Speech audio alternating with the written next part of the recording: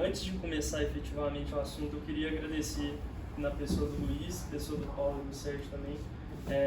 O Sérgio sabe disso, que ele foi da minha banca de TCC e a gente conversa direto sobre o assunto. Mas é um prazer pra mim estar... Isso é ginástica, viu, parênteses, isso é um crossfit. Não se assustem. Arremesso de gordo, isso. Mas voltando, queria agradecer a oportunidade, porque para mim, como recém-formado, estudante, é incrível estar aqui com vocês, sentado na mesma cadeira, assim, num evento desse, que eu acho que vai ser incrível. E aí, passando a palavra agora, efetivamente, porque a gente veio falar para o pessoal, eu queria que você, Dr. Paulo e Dr. Sérgio, queria que vocês explicassem um pouquinho do que a lei da SAF representa para o mercado do futebol brasileiro. A gente está falando aqui de uma lei, acho que todo mundo tem um pouco de noção, né? Que promulgada em 2021 trouxe para o futebol brasileiro a possibilidade de formação de sociedades anônimas, que não são no tipo societário, mas que são um subtipo já da lei das SA, agora com uma lei própria, e que trazem alguns mecanismos de melhora no profissionalismo, na efetividade mesmo, dos times em adquirir recursos e entre outros fatores que os doutores vão comentar com vocês. Então eu queria que vocês comentassem o que vocês acham mais importante e revolucionário dessa lei. Sérgio, eu posso levantar a bola com você? Sempre você. Eu mesmo. Você. Eu vou levantar a bola para você marcar o gol. O Sérgio aqui representando o Cruzeiro, ele sabe exatamente o que ele herdou, né, Sérgio? Quando você entrou no Cruzeiro como presidente. Antes de você chegar, a gente estava conversando aqui sobre o América. Na fase que o América também entrou em colapso e faliu. Foi o ano de 2004. O América mergulhou para a Série C, sem patrocinador, 7 meses de salário atrasado, devendo tudo e a todos. Foi a época que o Baltazar teve que assumir. Eu já era o vice-presidente jurídico do Afonsinho, continuei com o Baltazar, e a gente conseguiu fazer um saneamento financeiro, resgatar o América, o patrimônio do América, com shopping, com independência, e projetos imobiliários com os outros imóveis que o América tinha. E foi isso que tornou possível o América ter essa subida. Porque naquela época ele era o 45º ou 6º do ranking da CBF e hoje ele é o 10º clube. Então o América teve um crescimento assim absurdo. Mas o que eu quero dizer com isso? Por várias vezes, ao longo dos anos, os clubes, associações, tiveram vários benefícios, né, Sérgio? Principalmente para sanear as dívidas tributárias. Principalmente. Não pagar os tributos era a regra. E essa estrutura vai aumentar, gente? Costuma cair uma vez. Não pagar tributos era a regra. E os clubes se endividavam, e na hora que a coisa apertava, vinha um Refis da Vida, um programa qualquer, e acabava aliviando, os clubes se comprometiam a honrar, né? Parcelavam, vamos pagar as vincendas e acabavam não pagando nada. O parênteses, eu peguei o Cruzeiro com 480 milhões de dívida de tributos. E a coisa ia rolando. E o que, sem falar da irresponsabilidade, não estou falando aqui de nenhum clube especificamente, eu estou falando do cenário do futebol brasileiro, tá certo? Quero deixar isso bem claro para que não haja interpretações equivocadas.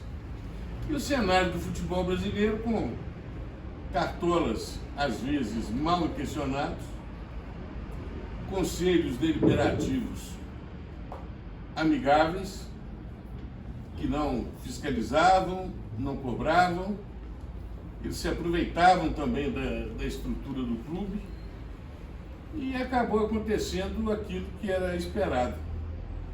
Falência. E a torcida e a imprensa também tiveram culpa. Porque a torcida, na ânsia de obter um título, pressionava os dirigentes, ameaçava os dirigentes, ia para a porta da casa dos dirigentes, ameaçava a família do dirigente, isso é muito comum, e até hoje. E o dirigente, desesperado ou não, gastava muito mais do que o clube podia. Saía contratando à torta e à direita, pagando salário de qualquer jeito. E o resultado é o mesmo do não pagamento de tributo. E a imprensa elogiando apenas o campeão. Quer dizer, o sujeito ganhava um título, mas destruía a instituição. Mas isso ninguém criticava. Não se olhava o rastro, o que estava por trás daquele título. Olhava-se apenas o título. E aí aquele dirigente era o melhor, ganhava prêmios, espaço na imprensa e continuava fazendo tudo errado. Deu no que deu. Várias vezes tiveram outras legislações ou projetos de lei para se criar o clube empresa no Brasil. Nunca foi para frente, por quê? Porque o dirigente não queria ter a responsabilidade pessoal sobre a gestão. Era preferível continuar como associação. Inclusive com relação à falência, etc., isso não haveria possibilidade de acontecer.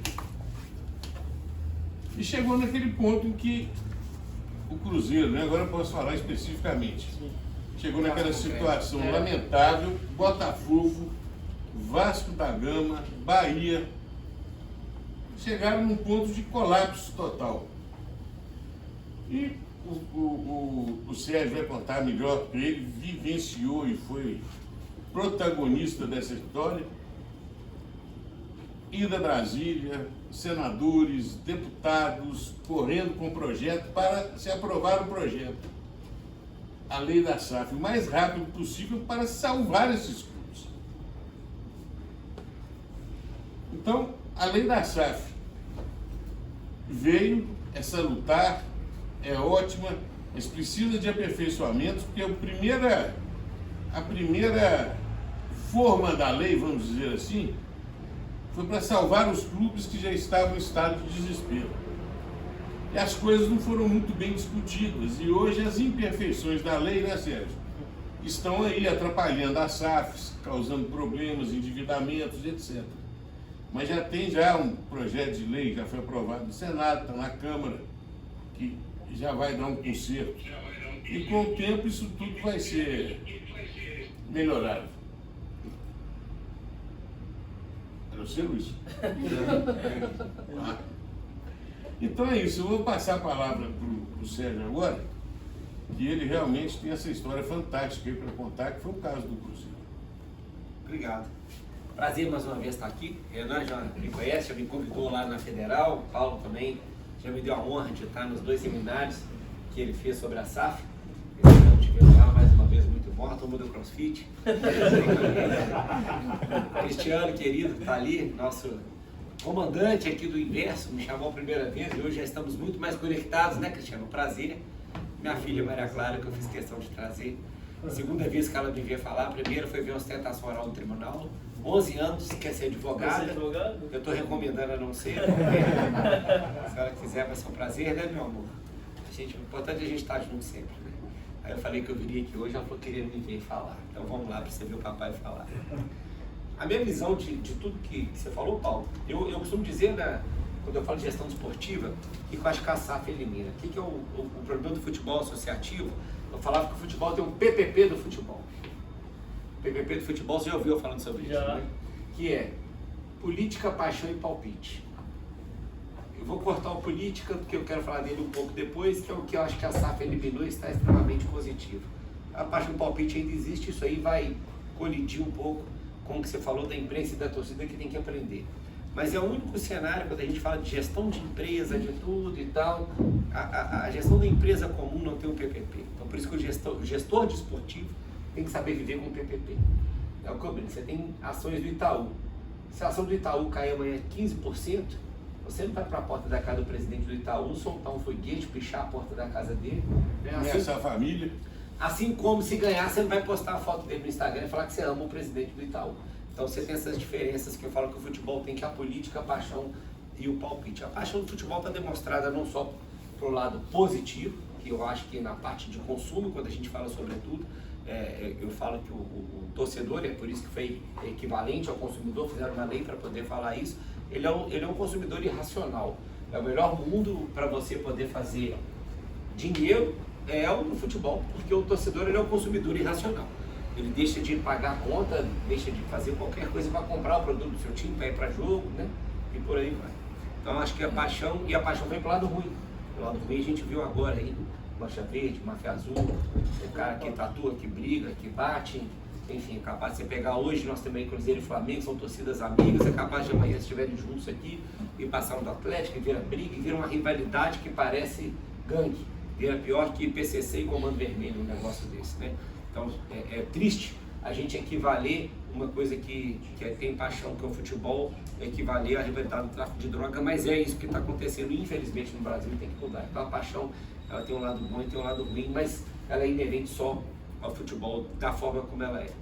O palpite é que, eu falo quando você está lá, eu vou lá, né, fruto do meu primeiro parto, da minha mulher, o primeiro parto, mas tivemos 3 filhos, mas ninguém dá palpite no parto. Você lê no Google lá, como é que faz um parto? Cesariana, corta, são 7 camadas e tal, parará. Mas o pai que está lá dentro fala pro doutor, você cortou errado e tal. Você respeita o doutor, né? No futebol não. No futebol todo mundo sabe de futebol. Se o técnico substituiu o time, perdeu, é burro. Se o técnico fez você trocar um fenômeno, o presidente contratou e deu certo, ele é maravilhoso. Eu dou um exemplo ontem, que eu estava vendo um jogo maravilhoso, que o time do Botafogo está encantando de ver, por isso que vai ser campeão da Libertadores, se Deus quiser, dia 30 de novembro.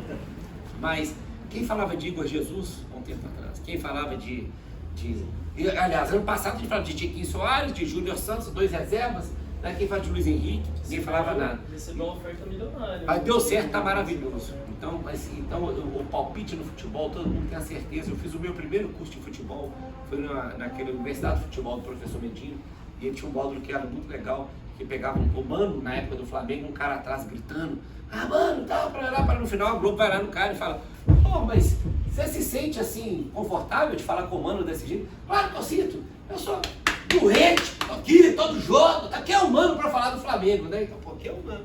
O Mano é um cara que estudou futebol a vida inteira, ganhou tudo, mas enfim. Então você tem um palpite também que é muito complicado, porque a empresa, como eu falei, o dólar desvalorizou, cada um vai ter um tipo de explicação, mas ela não tem esse palpite qualquer não dá. No futebol todo mundo é apto a dar palpite. Eu falo isso, se a gente pegar essa sala aqui com 20 pessoas, a gente não consegue escalar nem um time de forma unânime. Nem os atleticanos escalam o Atlético, nem os cruzeirenses escalam o Cruzeiro, nem a seleção brasileira, a gente consegue escalar quem que vai. Todo mundo, e com um detalhe importante, todo mundo tem muita convicção da sua posição. E tem a política. A SAF elimina esse fator que é muito importante, na minha opinião, da política do futebol, que para mim foi fundamental para chegar à falência do modelo associativo, que é o que o Dr. Paulo falou aqui agora. Por quê? A gente ficou um bom tempo convivendo, igual eu falo da lei de responsabilidade fiscal com os prefeitos. Portanto, o prefeito ele importava se ele endividava o município, era fazer obra. Então, o importante do presidente era ganhar título. E o presidente ganhando título, quem saía vitorioso no fim? O CPF do presidente. O presidente que saiu de time ganhando título, foi para política o prefeito, ganhou várias outras coisas e deixou o time afundado em dívida, né? E não preocupou com o CNPJ. E hoje a política ela muda muito isso. E eu fiz esse introito para poder pegar um pouco do que o Dr. Paulo falou e para te responder, Renan. Porque eu penso nisso. Eu acho que aí, a partir do momento que eles falam para mim, a SAF vai dar governança, vai dar profissionalismo, eu falei, não, a SAF vai dar responsabilidade. Eu acho que a grande diferença é essa. Antes o CPF e o CNPJ separados, o dirigente preocupava com o CPF. Eu quero ganhar título, quero sair daqui bem. Se eu peguei um clube com 100 milhões de reais e entreguei com 400, mas entreguei 3 troféus, eu vou ser carregado, porque eu entreguei 3 troféus. Problema do outro. Porque está preocupado. E uma hora, é o que eu falei que eu peguei, quando eu falei da dívida de 480 milhões. O problema do Cruzeiro que eu peguei não foi a última gota d'água. Foi o copo enchendo e ninguém percebendo. Ou percebendo, mas feliz da mesma forma em que ele estava enchendo, mas estou ganhando título. Só que uma hora o copo derrama. O do Cruzeiro derramou, do Botafogo derramou e do Vasco derramou. Então, eu acho que a política é cortada e a SAF é fundamental por causa disso. Quando você mistura o CPF com o CNPJ, você traz responsabilidade. Então, o dono não preocupa mais, doutor Paulo, com isso. Quer dizer, passa a preocupar com o que o senhor está falando. A torcida está pedindo. Mas eu falo, eu não tenho condição. Se minha filha quiser aqui, ela quer ir para a Europa amanhã, quer ir para os Estados Unidos amanhã, quer andar de Porsche, quer comprar tudo, se quiser. Eu não posso dar. Por quê? Porque se eu der, eu não consigo conviver. Então, o clube de futebol é a mesma coisa. O dono chega e fala, eu não posso fazer o que o outro fazia antes, porque o outro fazia e o dinheiro não era dele. Eu contraio uma dívida, eu coloco direito de TV, coloco a Toca da Raposa, o Diamond Mall, o Lara Drummond, eu coloco um patrimônio que não é meu à disposição, contraio um monte de dívida com base nisso, faço contratação, ganho o título, vou embora com o meu troféu como o presidente campeão, o resto ficou para trás. Hoje você não pode fazer mais isso. Hoje o dono chega e fala, não, bem, contrai a dívida, então onde que está a dívida? No CNPJ. Quem que é o acionista aí? Eu, opa, agora isso aqui vai dar errado, você continuar fazendo isso. Então eu falo que a governança, então, as palavras são lindas, né? Do mundo é SG, governança, é cheio de palavra em inglês também, né? Tem tanta coisa. Eu falo, o que tem? Responsabilidade. Acho que a grande diferença é essa. Primeiro, responsabilidade na gestão. Então, o cara obrigatoriamente tem que fazer uma boa gestão. Ele não tem mais que, o meu médico, o fisioterapeuta é sobrinho do conselheiro, etc. Não tem que agradar, porque eu tenho que preocupar em eleger de novo. É meu. E se eu souber, a responsabilidade é minha. É a minha pele, eu estou arriscando a própria pele, né? Nassim Taleb, que eu adoro ele como grande autor, é a minha própria pele que está aqui. Então, se é ela, eu sou responsável por isso, eu tenho que me preocupar com isso. E eu acho que a partir daí, dessa premissa, naturalmente, a gente vai ter um novo futebol, uma nova forma de pensar, gastar conforme eu posso gastar.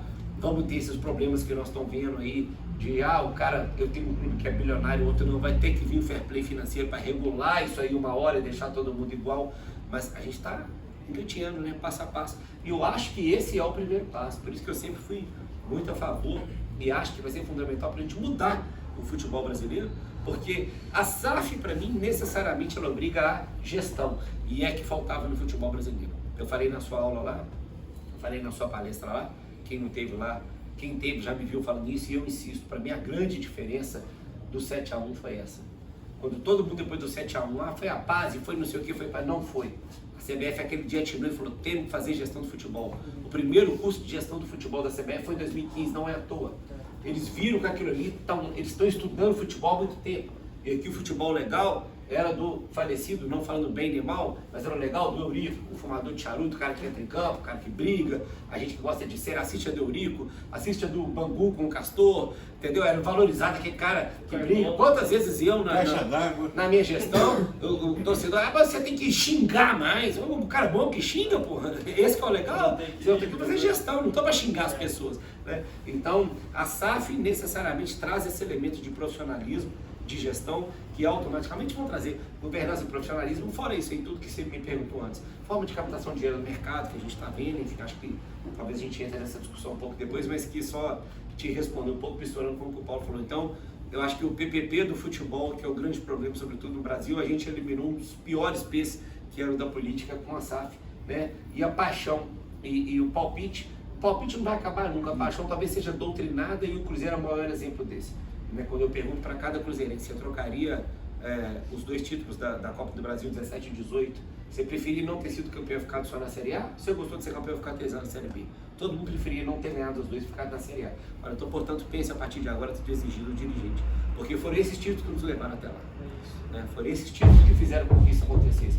Essa paixão desmedida com a gente ganha 18 e abre mão de um monte de menino da base para trazer lateral direito do Grêmio, quando ele estava pagando 500 mil, atacante que hoje é dirigente no Fluminense, ganhando 2,5 milhões, um negócio real, e todo mundo, bacana demais, 6-1, aquela babaquice que trouxe o Cruzeiro para onde ele veio. Então é isso que eu acho que ajuda, pelo menos na questão da paixão, a refletir um pouco mais. A SAF, então, elimina a política, abranda um pouco a paixão, as pessoas passam a pensar um pouco mais, e o palpite acho que não vai acabar nunca, todo mundo sabe muito de futebol. A política no Cruzeiro resistiu até os 45 do segundo tempo, que eu lembro do seu torcedor do Cruzeiro, né? No dia da votação da alienação da Copa, acho que saiu uma liminar às 5h30 da manhã, 5h30 da tarde, suspendendo a votação. Eu como torcedor fiquei louco ali, falei, não, acabou. Aliás, essa Assembleia do Cruzeiro foi transmitida ao vivo. Né? A gente passou a fazer isso. exatamente para dividir a responsabilidade. Para mostrar, né? Porque eu fui muito questionado por isso. E o pessoal falava, mas para que você vai fazer isso? Eu falei, porque eu tenho que dividir a responsabilidade. Porque na hora que vão na porta da escola dela tirar foto e mandar para mim, para falar eu sei onde seus filhos estão, só eu que recebo. Na hora que vão na porta da minha casa pichar a minha casa e soltar foguete na minha janela, só eu que ganho. E na hora de dividir a responsabilidade da parte ruim, na hora do aval, que você dá aval em empréstimo de 30, 40, 50 milhões, só eu que dou. Aí na hora de tomar a boa decisão que o cara fala eu não quero porque eu não quero, você tem que ter responsabilidade também. Então a gente vai transmitir a partir de agora. E foi fundamental. Seja bom pontuar também o seguinte, não adianta você ter uma associação, você ter uma SAF, você ter uma limitada, se você não tiver pessoas imbuídas de fazer um bom trabalho e serem competentes. Porque você pode ter uma pessoa boa, bem intencionada, mas ela não está preparada para aquilo. Vai dar problema. Uma pessoa com má intenção, qualquer que seja a formatação jurídica, não vai dar certo. Então, isso que o Sérgio falou, além da governança, da responsabilidade, isso faz parte também do perfil de uma nova categoria de dirigentes que tem que surgir no Brasil. O Sérgio viu lá eu comentei sobre ele aqui, o Jonas Marmelo do Botafogo. O menino tem 32 anos de idade. O Jonas é brilhante, cito ele como exemplo. Tem o Diego Melo também do Botafogo. A gente está falando do Botafogo, o Botafogo está aí. E assim vários outros que estão surgindo. Então, e a gente vê aqui em Minas também, e no Brasil, famílias que sempre ocuparam lugar de destaque em clubes de futebol, com dificuldade, não é nem má fé, dificuldade de soltar e de implantar efetivamente a SAF como ela tem que ser. Dar autonomia para o gestor profissional administrar o clube. A pessoa não quer perder aquela posição de mando.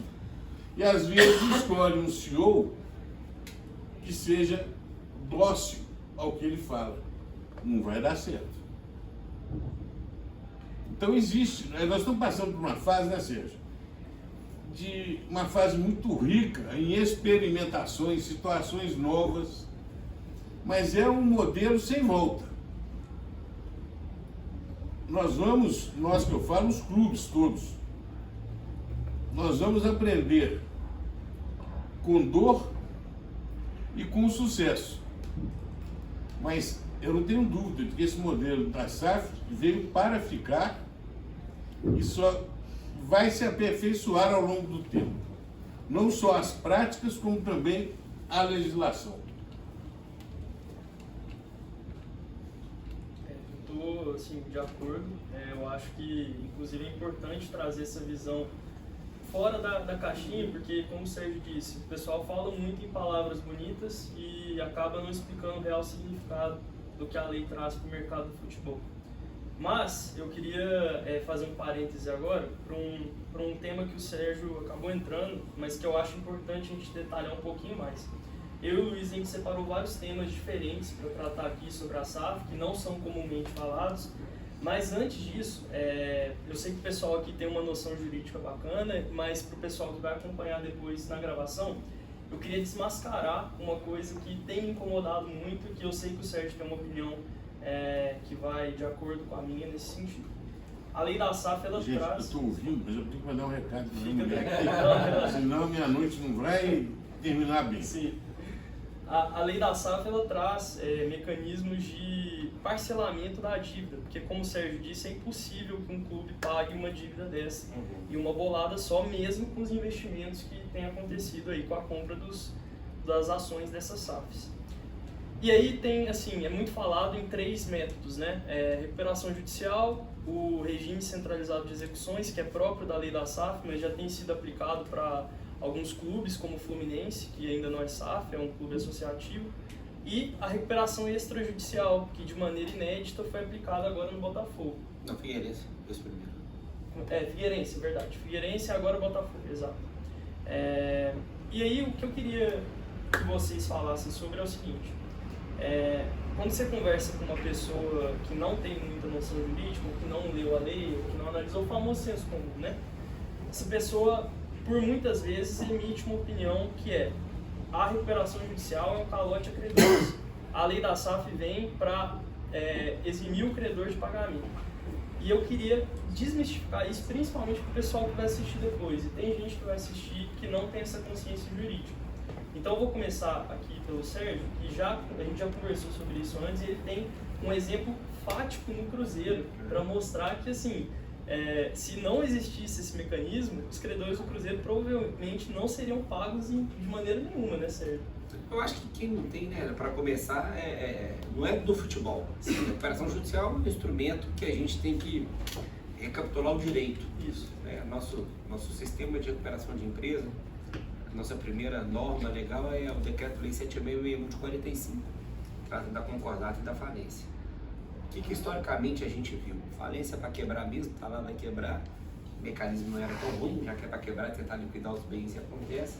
Só que a concordata, ela era um meio tão somente de você postergar a dívida. Você abria a lei, o Decreto-Lei 7661, você tinha assim: entrei concordata, o que é o meu direito? O que eu tenho aqui de benefício da lei?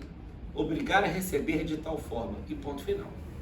Então a gente tem a grande alteração da lei para nós, né, a lei 11.101 de 2005, que já sofreu uma alteração depois, mas ali a gente tem uma mudança de conceito, e ela inspira muito a lei da SAF. Qual que é a mudança de conceito da lei 11.101 de 2005? Ela adota a mudança do Código Civil de 2002, que transforma o direito, vocês aqui todos pela idade que eu também estudaram direito empresarial, eu estudei direito comercial. Então você tinha esse ramo do direito baseado nos chamados atos de comércio. Paulo também estudou, tem certeza, só eu e ele aqui. Atos de Cristiano também, atos de comércio. Então aquilo ali era a base do chamado direito comercial. Chega o legislador em 2002 e fala: nós temos que mudar isso aqui. O de comércio está muito antigo, tem que mudar para direito empresarial. Então o Código Civil adota essa coisa diferente e transforma a empresa no centro desse ramo do direito. Fala, a questão não é o comércio, o ato em si de comerciante, mas da empresa de uma forma geral, porque a empresa que ela é o motor da sociedade no aspecto de gerar emprego, de pagar tributo, de movimentar turismo, etc. Então a empresa passa a ser o centro desse objeto do direito. Então quando o Código Civil muda em 2002, o legislador vem em 2005 e faz essa adaptação e fala: eu não tenho mais que pensar em concordata, eu tenho que pensar em recuperação de empresa e falência. Aí vem a grande inteligência. E por que recuperação de empresa e falência? Primeiro, que ele colocou uma palavrinha muito importante lá, e assim, adoro falar sobre isso, porque foi a primeira matéria que eu dei aula e foi objeto da minha dissertação de mestrado, que é viabilidade. Então não é recuperar qualquer um, que é o que acontecia lá na concordata, qualquer um que entrava lá, cumpria os requisitos objetivos, ganhou o direito de postergar pagamento, pagava mais ou menos e uma hora quebrava e enganava todo mundo. Aí era calote institucional. Sim. Você conseguiu o benefício e ia durando até quando você respirasse. Hoje não. Você tem aquelas 2 fases da lei de recuperação de empresa e falência, que é o processamento, deferimento, né, em processamento, e a concessão da recuperação que vem depois. Mas no começo, já para você conseguir, você tem que ter o mínimo de convencimento. Né? Então você tem que demonstrar que aquela empresa ela tem essa viabilidade, que ela vai conseguir partir depois. Então eu acho que isso foi fundamental. E qual foi o objetivo disso? Falar: é melhor eu quebrar uma empresa e deixar todo mundo aqui sem nada, ou eu salvar um pouquinho para cada um? E a grande inteligência dessa lei foi exatamente acabar com a sucessão trabalhista e tributária que ela existia antes. E eu acho muito interessante que o leading case dessa lei para fazer prevalecer depois a não sucessão, porque obviamente se chegava na Justiça do Trabalho, todo mundo queria privilegiar o trabalhador e falar que aquela lei não valia, que tem que ter a sucessão prevista, salvo engano, graças a Deus eu não sei nada de direito do trabalho, mas acho que artigo 400 alguma coisa lá, que falava que tinha sucessão. E aí, na Justiça Comum falava que não, isso bateu no STF, o leading case desse acordo, eu falo, o livro tá aí, filho. Papai trouxe seu filho. Depois você passa aqui. Papai fez um livro sobre a SAF, vou deixar aí para vocês aí depois, para ver aqui. E eu cito até esse acordo do Lewandowski, que foi o leading case sobre esse tema. Foi exatamente no caso Varig e Gol. E que eu tentava, eu falo, eu não consigo, numa situação normal, alguém dialogar e discordar de mim.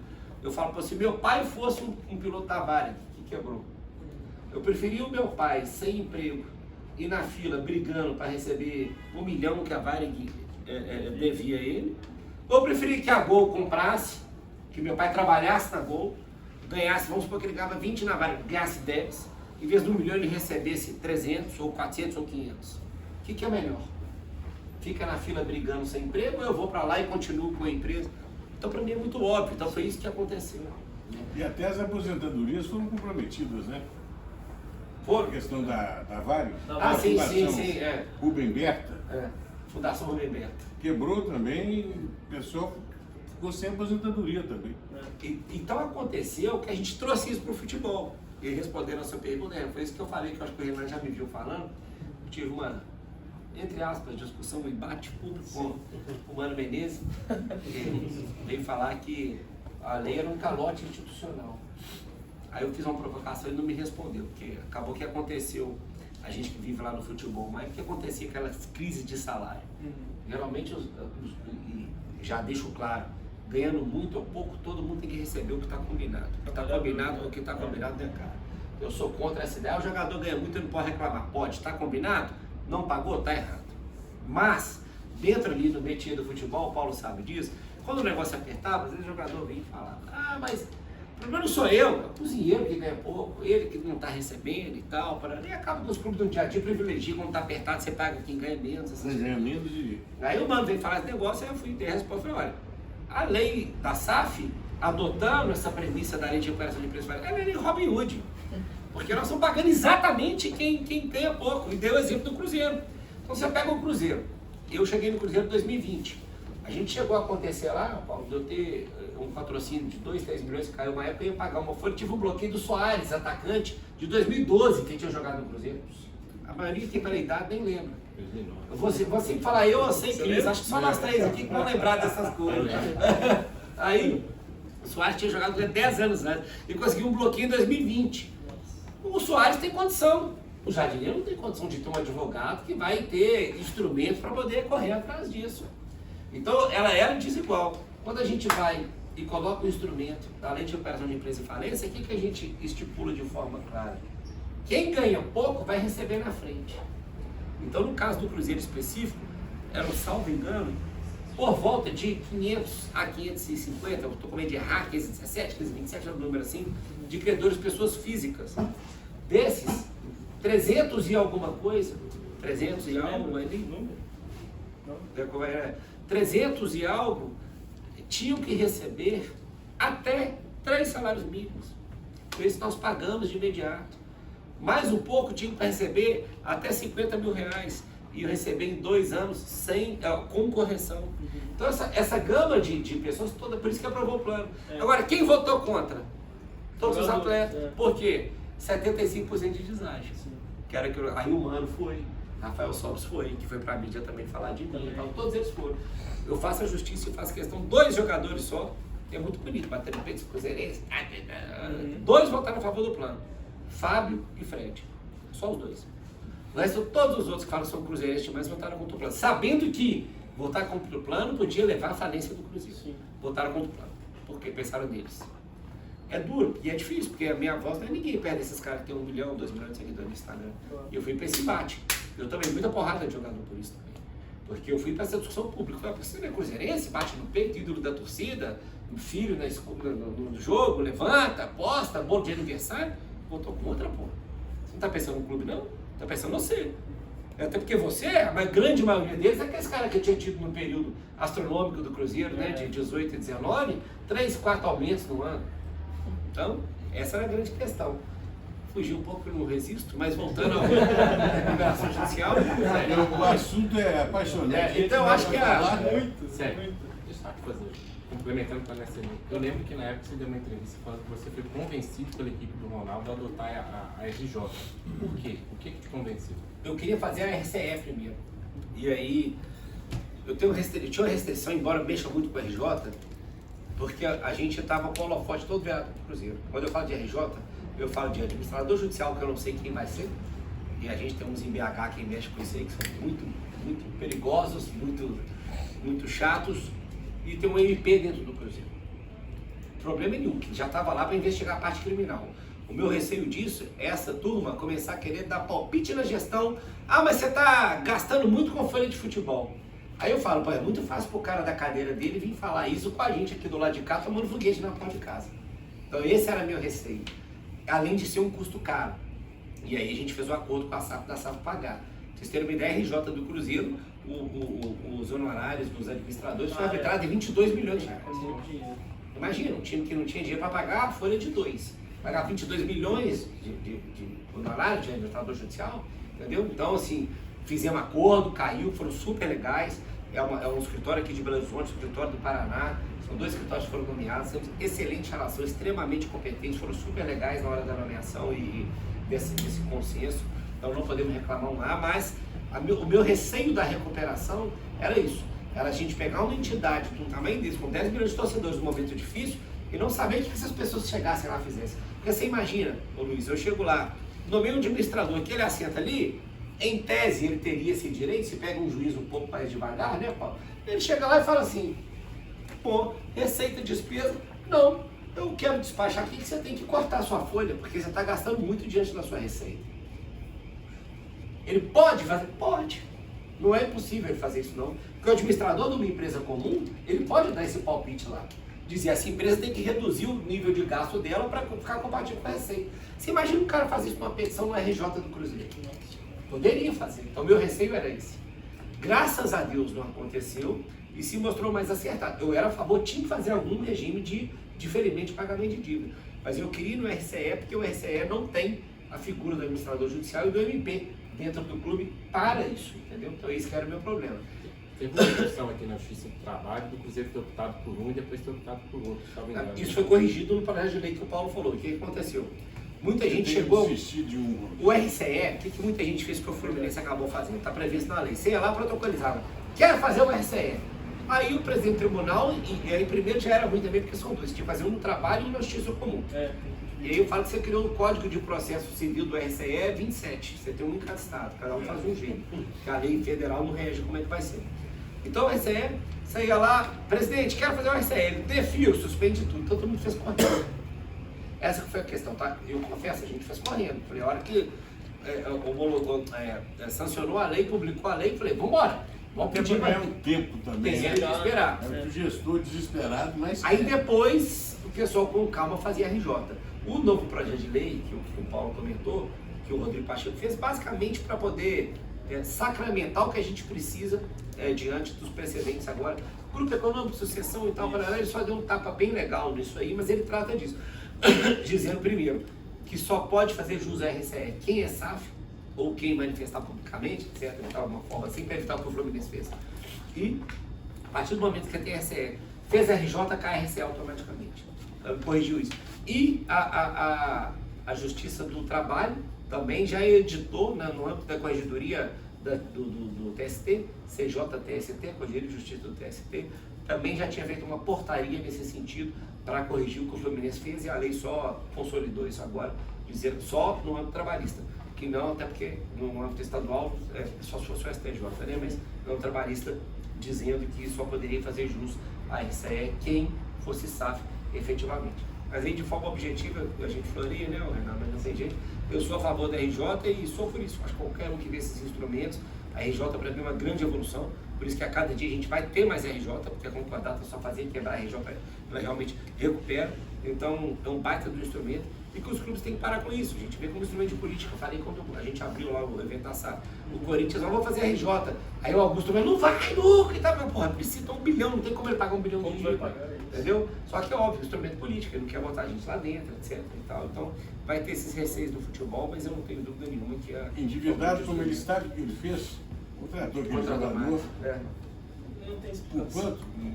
3 milhões por mês. 3 milhões por mês. Mas se ele ganhar a Sul-Americana, ninguém lembra. Ah, é o Esse que não falei. o Sérgio falou, né? É a O- pausa pra ele. O Thiago Escuro, que foi nosso diretor em 2016, para mim, eu já falei que é o diretor mais bem sucedido do Brasil, CEO do Mônaco hoje. Quando saiu do Cruzeiro, ele falava: o grande problema do futebol é esse. É o meio que é mais possível o errado dar certo. Porque se tiver tudo errado dentro de campo e dando certo, todo mundo aceita.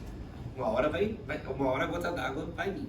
Mas o copo d'água vem enchendo e ninguém reclama. E o senhor, Dr. Paulo, o que você acha desse meio de recuperação? Tem outros também, né? O Corinthians mesmo está tentando emplacar agora um rateio com os torcedores, né? Tipo uma vaquinha. Que já aconteceu algumas vezes no futebol também. Não, hoje existem várias não paga formas nada da dívida. de você desjudicializar, não é? Tem o Instituto da Mediação, em que a própria instituição, se eu tiver um recurso, independentemente disso, ela pode chamar alguns credores, fazer uma lista de prioridades e ir acertando de acordo com a sua disponibilidade e necessidade. Essa questão da recuperação judicial, o que mais pega na recuperação, Sérgio? A recuperação realmente é uma evolução, quando ela prevê que o interesse social maior é preservar o negócio e não simplesmente fechá-lo. Ok, mas também está tendo um certo problema na recuperação, que são propostas de pagamento excessivamente alongadas, não é? Com deságios excessivamente elevados. Estou falando não no âmbito do futebol, aqui estou falando no Futebol âmbito também empresarial, geral. mas que está chegando no futebol. Capacidade de pagamento. Em que uma sociedade em RJ propõe para os credores um deságio de 80% a 90% e os 10% para pagar em 10 anos. O Cruzeiro fez Fez. isso. Né? 75%. Então, para vocês verem, Você ganha muito, você ganha muito. é lógico que a reação dos credores com relação a isso nunca é positiva, né? Cria uma resistência enorme. Porque na concordata, que era o modelo anterior, nesse caso, para os credores, era muito melhor. Porque você tinha prazo para pagar. O concordatário tinha 2 anos para fazer o pagamento, a partir do deferimento da concordata.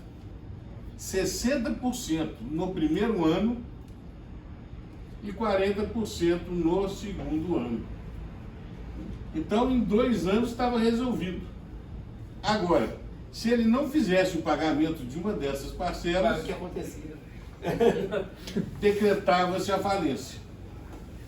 Então, você vê que tem 2 modelos interessantes e que tem que se achar aí um meio termo que não seja tão favorável para o devedor, mas que também não seja tão lesivo para o credor. É lógico que um tem que ajudar o outro, mas até que ponto? Eu não sei, e aí, Sérgio, eu não analisei. Quem sabe na legislação da SAF, que é uma legislação, vamos dizer assim, especial, não se poderia inserir algo que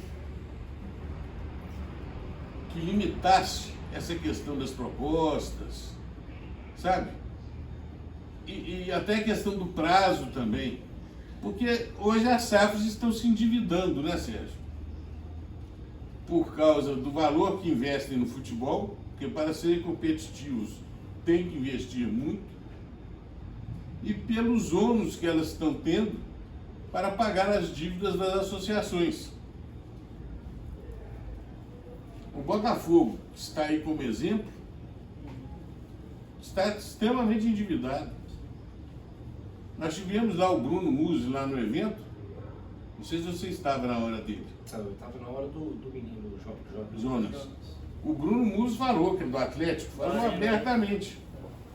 Se não mudar a lei, daqui 3, 4, 5 anos vai se tornar inviável. E alguns sinais já estão sendo dados aí para todo lado. SAFs importantes, que estão bem no futebol, mas já estão deixando de pagar alguns compromissos. Isso é um mau sinal. Então não adianta você ter uma lei para ajudar momentaneamente. Se ela foi feita às pressas para ajudar uma circunstância emergencial, ok, ponto. Vamos pegar o que é de bom e manter. E o que precisa ser aperfeiçoado, que se aperfeiçoe. O que não pode é deixar esse tipo de situação para daqui a pouco a SAF, você tem a associação endividada, SAF endividada, e aí, o que vai acontecer? E o problema mais grave, a SAF endividada pode ser decretada a falência. Mas isso não é para apavorar, não. É porque a gente está realmente num processo de aprendizado. 3 anos. Isso tudo é novo. E certamente os pesos e contrapesos aí vão saber equilibrar essa equação. Eu não sou um libertário no sentido milênio da palavra, mas sou um liberal. Então eu acho que isso aí o mercado vai acabar se regulando. Não é igual essa questão da SAF quebrar. O empresário assumiu isso, quebrou. Eu só acho que não vejo como no meio, como futebol, sabendo as consequências disso, alguém vai tomar essa medida nesse nível, né? Mas o mercado... Tem que decretar e mudar, né? O mercado, eu acho que, concordo que tudo tem que ter um aprendizado, rememorando a própria lei 11.101 de 2005, esse julgamento do Lewandowski foi em 2016, 2017, demora 10 anos para você ter um precedente consolidado, né? Então, eu acho que o mercado vai cuidar disso, para a gente ver aos poucos aí. Mas acho que no âmbito de competição desportiva, o fair play financeiro precisa sim, isso aí precisa. Isso é urgente, né? Vai ficar um negócio desmedido. Os salários assim absurdos, cara, não tem como. Os clubes não aguentam isso. É o que o presidente do Cuiabá falou. O Corinthians deve o Ranieri lá, o lateral esquerdo do Cuiabá, e está pagando 3 milhões por DP. Sim, dessa maneira que eles fazem, né? Ignoram a situação. O Atlético Goianiense também vai ser rebaixado. Ele fez um desabafo com relação a fair play. Ah, sim, ele comentou. Quer dizer, esses clubes médios, eles fazem de tudo para organizar, são organizados, mas não aguentam a disputa, não tem jeito, é muito diferente a capacidade de disputa dentro de um mesmo torneio. Mas eu fico muito pensativo no fair play. O fair play seria você não gastar mais do que você recebe, por exemplo. Você tem cabe a nós, advogados, driblar isso, né? Mas... Não, assim, porque então, o Flamengo vai ser campeão todo ano. Não, mas aí é o seguinte... Se Então, os clubes se reunirem, por exemplo, numa liga, o teto salarial é esse aqui, ó. Ponto. Mas o Flamengo Vamos vai pegar a eu receita. arrecado 1 bilhão, por que eu vou me limitar um teto para pagar 500? Mas aí eu Mas aí nós já não digo. Os clubes que vão se reunir em liga, aí tem o problema da liga também, né, Sérgio? Vamos redividir essas receitas É o modelo das ligas americanas. de uma forma mais justa para todos, para que tenha um campeonato efetivamente bem disputado, competitivo. valoriza o produto e vendem mais caro. Sim. Porque do jeito que está, daqui a pouco tem 3 clubes disputando, 2 perde o interesse com relação a isso. Essa discussão ela é muito extensa e para falar de fair play, eu acho que tem que falar antes do que a liga traz de receita para os times, porque você está correto. Na situação que a gente tem hoje, o Flamengo fatura 1,5 bi por ano e tem time que fatura 100 milhões. Por mérito próprio. Por mérito próprio, sim. E aí, o que a liga traz? Além do fair play que barra, ela traz a entrada também. Então, as ligas que estão sendo formadas já venderam o direito de transmissão e, na medida de cada uma, estão distribuindo esses valores de uma maneira mais igualitária do que é atualmente. Porque você não pode ter um Fortaleza que até está fazendo uma campanha excelente, recebendo 10% dos direitos de transmissão que recebem outros times, tipo Corinthians, que não consegue aproveitar bem esses recebíveis e fica endividado. A liga mais rentável do mundo, nos Estados Unidos, é chamada de Liga Socialista. que é a NFL. Porque na NFL o Patriots está bem. Eles vendem X de camisa. Um Y% dessa é dividido para todo mundo. Tudo lá é dividido. Eles tiram aquela mágica também, aquela premissa, aliás, equivocada, que se eu passar o jogo na TV, ninguém vai. Pelo contrário. Né? Lá é o contrário do que a gente tem aqui. Lá quem tem mais condição financeira vai ao jogo, quem tem menos fica em casa. Aqui hoje quem tem mais quer ficar no pay-per-view, no conforto, quem tem menos vai. E se você subir o preço, o MP vai brigar com você, não pode subir preço. E o esporte é entretenimento, mudou esse conceito, é o sportainment que eles usam lá. Então você pega a NFL, é a liga que tem o maior direito de TV do mundo, é a liga que tem a maior média de presença de público do mundo, é a liga que tem maior faturamento com venda de equipamento esportivo, tudo é o maior do mundo. E uma liga que tem 17 rodadas. Normal, ela funciona de agosto a fevereiro, acabou. 6 meses sem futebol. E não compara com o futebol americano, e não compara com os outros. Quer dizer, alguma coisinha eles souberam fazer, né? Pra chegar. Não, na própria liga de futebol norte-americana, estimula a competitividade. Na MLS, eles têm essa visão de que o entretenimento é importante, tanto é que... Ele é mais importante do que a competição. Do que a competição. Saiu uma notícia recente de que os times rateiam 70% do salário do Messi. Os outros times que estão competindo com o Inter de Miami. E vai ter Miami. percentual da liga. Vai ter o percentual da liga, Por que a liga aqui está dando ar? Pelo menos individualidade. Porque Corinthians e Flamengo não querem abrir mão dos benefícios que eles têm. Eles querem, se eu não me engano, Sérgio, permanecerem pelo menos 5 anos, não é? Recebendo a mesma coisa. E os outros clubes não concordaram. Então, enquanto não tiver essa visão de comum, vamos fazer um produto mais interessante, mais igualitário, mais disputado, que tem um valor maior de venda, não adianta. Isso nunca vai dar certo. Essa questão de receita, eu queria só citar o caso do América. O América só recebeu boas receitas de 2, 3 anos para cá. Até 2020, a média de receita anual do América, vocês vão até rir, era de 20 a 35 milhões por ano. O América recebia 8, 7% da receita do Cruzeiro e do Atlético. A gente fazia essa comparação. Tinha ano que a gente falava, nossa senhora, que o Atlético gasta em um mês e meio é o que a gente tem para gastar o ano todo, mas não é só com futebol, não, com tudo. Quando eu falo 20, 30 milhões, é com tudo. Base, administrativo, futebol profissional, tudo. E a gente olhava o Atlético com aquela despesa do futebol profissional só, o Cruzeiro.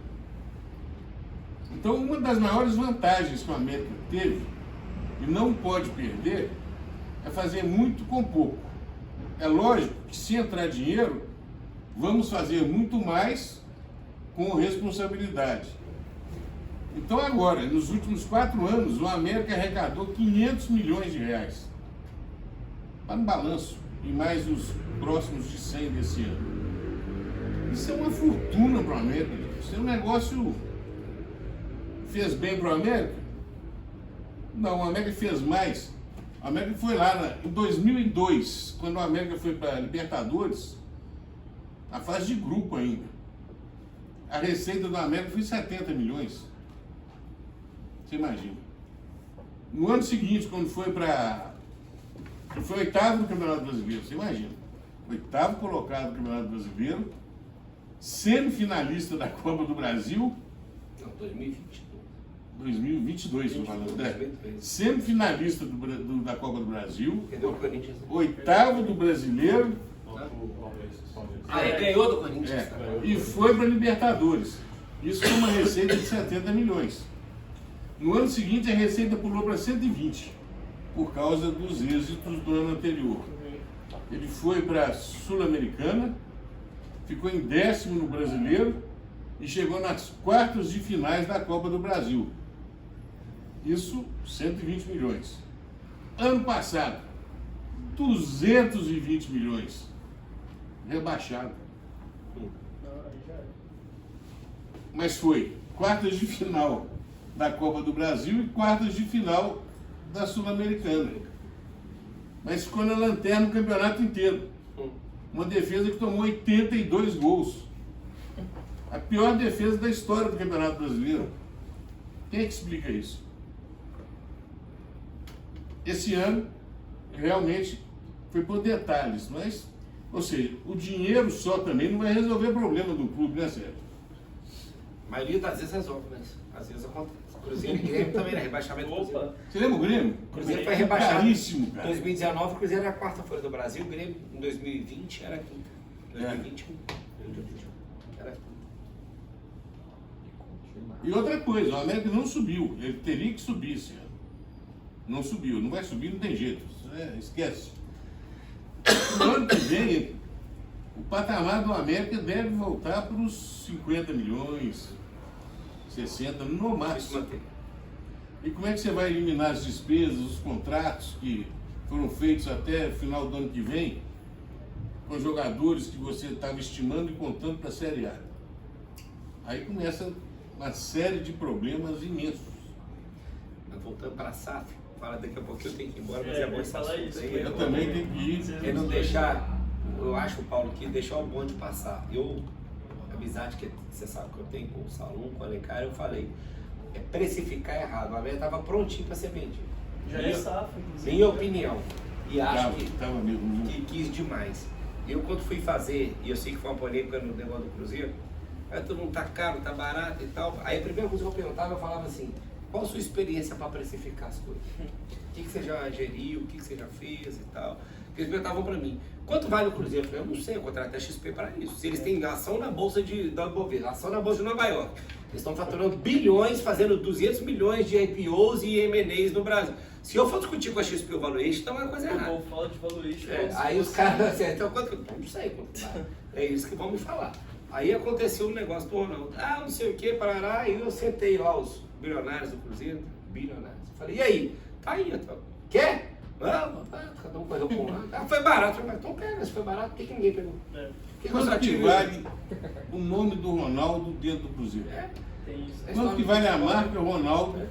Olha o que o Ronaldo trouxe para o Cruzeiro. acho que o mercado, e aí eu volto Credibilidade, imagem. pro meu lado liberal, né? Eu falei, vale, o que vale? Vale o que o mercado paga, pô. Então não adianta você querer jogar pra cima e é isso. Eu acho que talvez tenham oferecido pro América, vamos arredondar o número, um 100, e eu concordo com você, perderam o bonde do 100 querendo 200 e hoje não vai valer 50. Então acho que às vezes a gente querer demais, e o objetivo de todo mundo que está no futebol, eu acho que vai ser anunciado aí amanhã ou depois, fiquei muito feliz aí de ter sido convidado. Eu vou assessorar a Portuguesa na venda dela agora, eles me contrataram para assessorar a Portuguesa. E tava nada. E tudo mentira, então valeu 1 bilhão. Eu falei, pô, você tem que consertar saiu isso. Para de enganar os Saiu. outros. Tem que parar com esse negócio de querer valorizar demais. Não vale 1 bilhão, não Só vale. piora na hora de negociação com O os, tipo de investimento é completamente com os diferente. jogadores, né? Não, você É, ganhou 1 bilhão, tá falando. O que vale? Vale a dívida e vale o que você vai pôr. O resto não é isso. É porque quando você põe dinheiro na SAF, você não está pagando, você está investindo no negócio que é seu, né? Eu vim aqui e falei, ô Cris, eu estou pegando o inverso aqui, eu vou te dar 1 milhão, tá bom, Cris? Tá bom, 50 mil para você, 950 mil, eu vou pôr aqui. Eu estou pagando 1 milhão no Hub? Não estou, desculpa. Entendeu? Então, eu acho que esse negócio de mercado, a gente tem que entender isso muito também, como é que as coisas vão acontecer. Ou seja, mas eu fico pensando também até que ponto para o América segurar um pouco também é interessante para que venha um investidor que seja confiável. Ninguém vai saber. Pois O é. mercado. Porque, por exemplo, eu penso que o Cruzeiro foi no Ronaldo, que é uma pessoa que tem um nome a zelar por tudo que ele representa, enquanto o Vasco... Nós não fomos no Ronaldo, o Ronaldo veio na gente. Não, tudo bem, mas o Ronaldo tem um nome a zelar. O Vasco por arriscou. exemplo, arriscou e saiu no O Vasco, se você fizesse a proposta, tinha que entregar. Como hoje eu falo, a gente tinha também. Eu, depois que eu assinei, eu briguei para ser o Ronaldo e falei, eu jamais faria isso no seu lugar. Sério, era uma loucura fazer isso, porque o risco é muito grande. O patrimônio que o cara é com toda a disposição, por isso que quando falam, o Cruzeiro custou 400 milhões, o que eu achei mais legal, quando você pega o especialista, foi no seu evento do Ouro Minas, o menino da Ernest Young, ele falou logo depois de mim ano passado, ele botou as SAFs do Brasil, qual foi a mais cara? A do Cruzeiro. Do Cruzeiro foi 1,5 bilhão. Era 1 bilhão e 100 de dívida, mas 400 milhões de aporte. Por quê? Porque o risco do cara é esse. É óbvio que sem recuperação se ele vai negociar, essas são outras coisas. O Ronaldo é louco, fazer um negócio desse. O cara que tava lá morando na Espanha, passando um Tranquilo, mês em Ibiza, sossegado. todo agosto você tá lá em Ibiza, 2 meses em Ibiza por ano, doido. Eu falei isso com ele, feliz, fiquei feliz por ele. Ele me deu muita tranquilidade na vida. Mas é um doido de fazer um negócio desse. Então, é isso que eu falo. A gente tem que entender o que é o negócio e risco é retorno. Isso aí na vida é certíssimo, risco é retorno. Como tudo, fundo de investimento, qualquer coisa, princípio da economia, vai ser assim. Agora, saber quem vai ser o melhor, quem vai ser o pior, cara, é muito difícil você falar isso. É muito difícil. Você vê aí, vai comparar o poder de aquisição do Textor com o Grupo City? Não vai. Textor é neném perto do Grupo City. Aí o que ele fez, conseguiu gastar e tal, e fazer, e a torcida lá tá querendo não aguenta ver o Rogério Ceni na rua mais, entendeu? Com o dinheiro que eles estão gastando. E o futebol vai ter esse problema, porque a gente vai julgar o que é o certo com base no resultado esportivo. É isso que está errado. O certo não é só o resultado esportivo, o que vai ser criado ao longo do tempo. Né? No meu livro eu falo isso aí, e até eu preciso encerrar mesmo, mas qual foi o grande defeito do modelo do clube empresa da década de 90 lá? E eu conto todas as histórias ali. O Cruzeiro foi o único time da década de 90, daquele modelo de clube empresa, vindo lá da Lei Zico, Lei Pelé, que não foi rebaixado depois, porque aquele modelo era um modelo de investimento, não era um modelo de gestão. Os caras entravam, gastava para ganhar. Tinha Palmeiras ganhou pra caramba, Vasco ganhou tudo, 98, 99, 2000, rebaixado. Até atleta olímpico o Vasco teve no ano 2000, ele contratou a Olimpíada de Sydney, 20% das medalhas olímpicas era de atleta do Vasco. Então os caras gastaram dinheiro para quê? Para mostrar e investir na infraestrutura. Entendeu? Então quando essas empresas todas saíram, todo mundo dançou. Todo mundo, menos o Cruzeiro. Por que o Cruzeiro não dançou? Mérito sim do Zezé Perrella. Por quê? Chegou aqui quando a HMTF botou dinheiro, o que ele fez? Construiu o Ataca 2 e pegou uma sede administrativa para o Cruzeiro, além de contratar. Mas não fez aquela loucura. Então, a grande diferença é essa, que eu falo que aí a SAF vem do modelo de gestão. Porque você não tem um licenciamento que o cara põe o dinheiro, leva tudo de bom, pega e vai embora a hora que ele quer. A hora que ele fia o CPF dele lá dentro, irmão, ele tá junto. Se quebrar, ele quebra junto. Aí eu falava com todo mundo, o Ronaldo veio aqui para ganhar dinheiro. Eu falei, tomara que ele ganhe muito dinheiro, porque ele só vai ganhar dinheiro se o time performar. Não é heterodoxo, não é um contraponto o cara querer ganhar dinheiro. No futebol só ganha dinheiro quem performa, ponto final. No futebol. Na NFL você pode ficar em último lugar que você vai vender camisa, é outro conceito cultural. Então o cara que só vai ganhar dinheiro se ele ganhar. Esse é o primeiro ponto, é isso que ele vai querer fazer. Então não existe um contraponto, um negócio diferente entre a paixão e o cara que é investidor. Então eu falei, vamos rezar a Deus para que isso aconteça. Mas se o Ronaldo fizer loucura, eu falei, você acha que o Ronaldo vai jogar por terra um cara que veio do nada, que sabe, porque tem o cara que sabe o que é isso e tem outra vida, ele não quer voltar para lá. Você não tem dúvida disso que ele não quer voltar para lá. O cara que nunca experimentou na vida, nasceu no berço da riqueza, ele não sabe o que é passar fome. O Ronaldo passou fome. A hora que ele tem a vida que ele acha que quer voltar a passar fome por causa do Cruzeiro, esquece, irmão, nunca.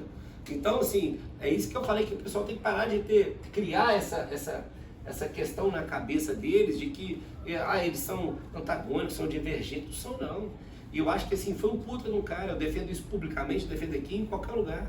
O que o cara prometeu foi dentro da capacidade dele subir o time Pelone, subiu, botaram a competição internacional do segundo ano e colocou. Não fazia reclamar de nada.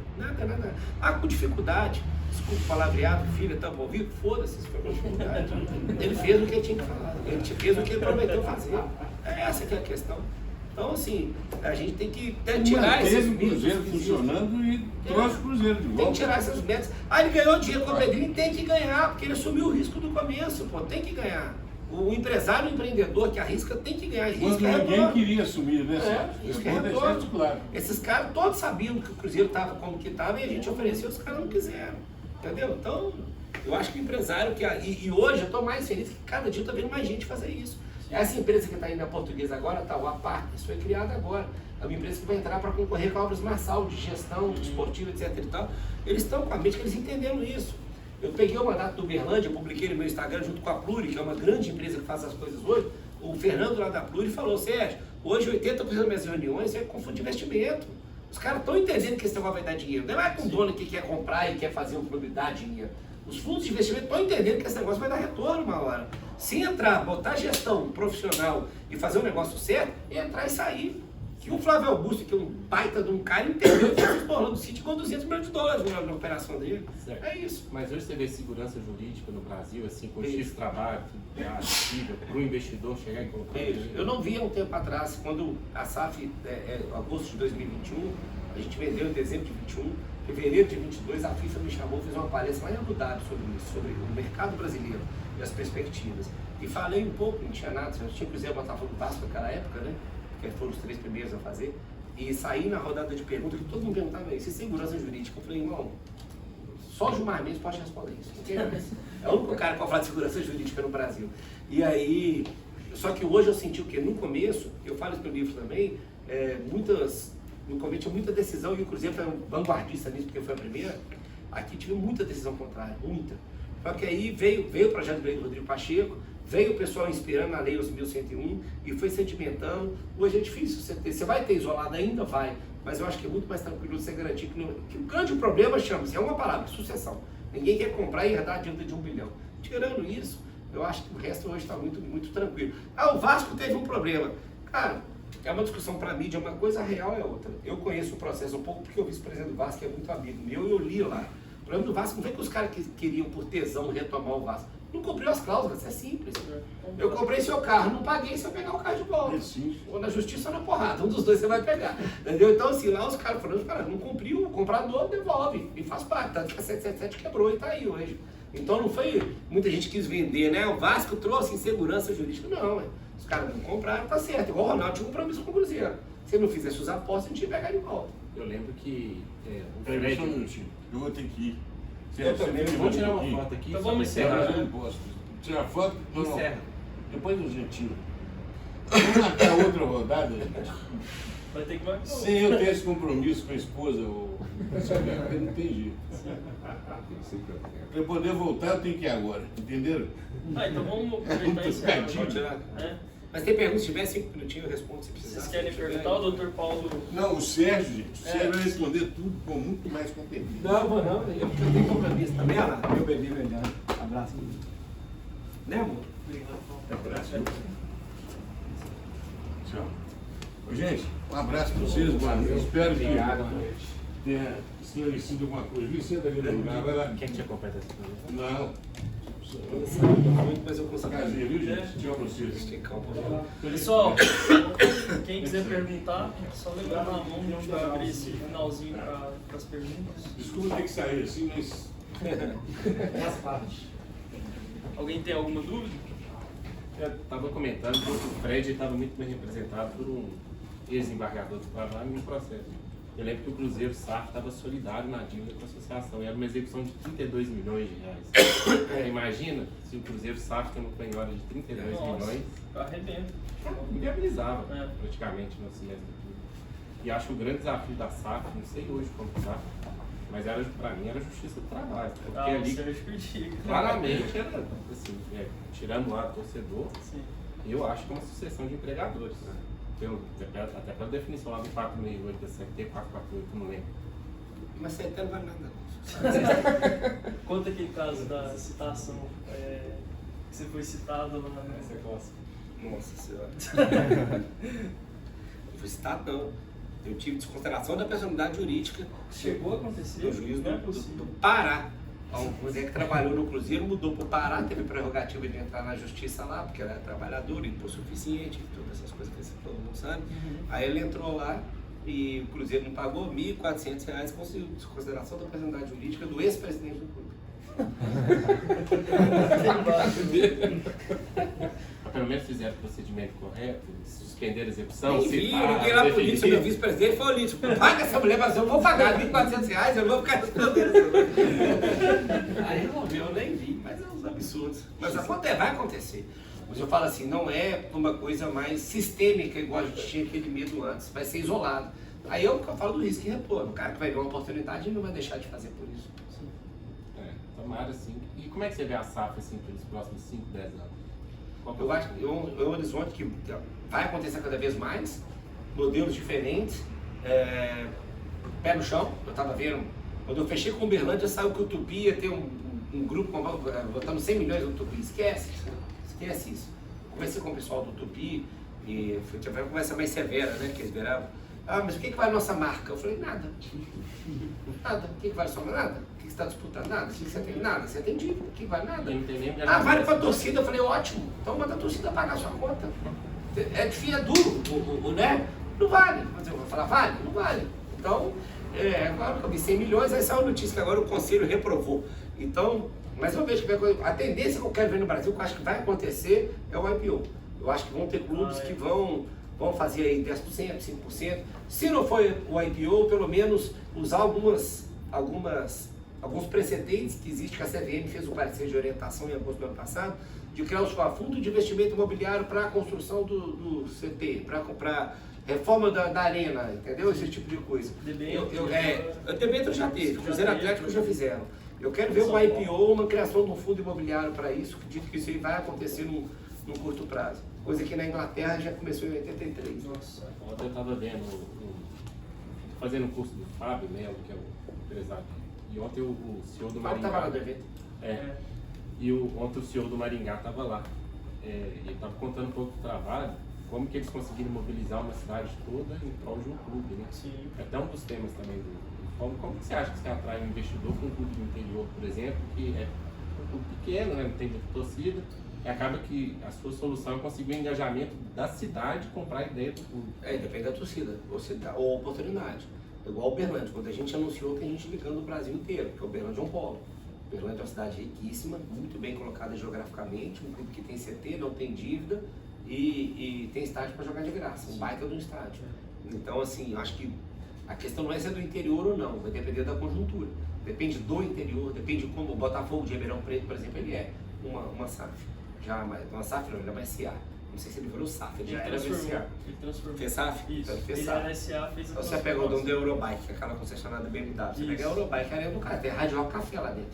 Então assim, o cara pode dar errado, mas ele tá lá fazendo girar e ganhar dinheiro. Então acho que a questão do interior vai depender muito disso. Como você vai ter o caso do Guarani de Divinópolis, foram 4 caras que se juntaram lá para salvar o clube e foi muito mais amor do que pensar em negócio. Vai ter isso. Mas você pega o próprio Pedrinho, o menino, já fala de forma nenhum deles quer ganhar dinheiro. Eles estão felizes em estar podendo. Mas tomar prejuízo. Mas estão tomando, né? Não Já tem tem um bom tempo que eles estão tomando. O Pedrinho tem menos, o Pedrinho tem só 6 meses de prejuízo. O Rubens tem uns 3 anos e meio, que ele está tomando prejuízo. Mas também, diante do que ele tem, não faz diferença, não. Mas, pô, eu que eu fico feliz pra caramba. Eu falo com todo mundo cruzeirense, eu queria que o Pedrinho estivesse aqui mesmo no dia 1. Seria a melhor coisa do mundo. Tem o Boston também, né, Sérgio? Mas o Boston já é um cara que é o contrário. É um puta do empresário, foi novo para os Estados Unidos, chegou lá garçom, tem hoje uma rede de restaurante com mais de 1000 funcionários, e abriu o Boston aqui e hoje ele fala, eu tenho pretensão zero de estar na primeira divisão do Mineiro.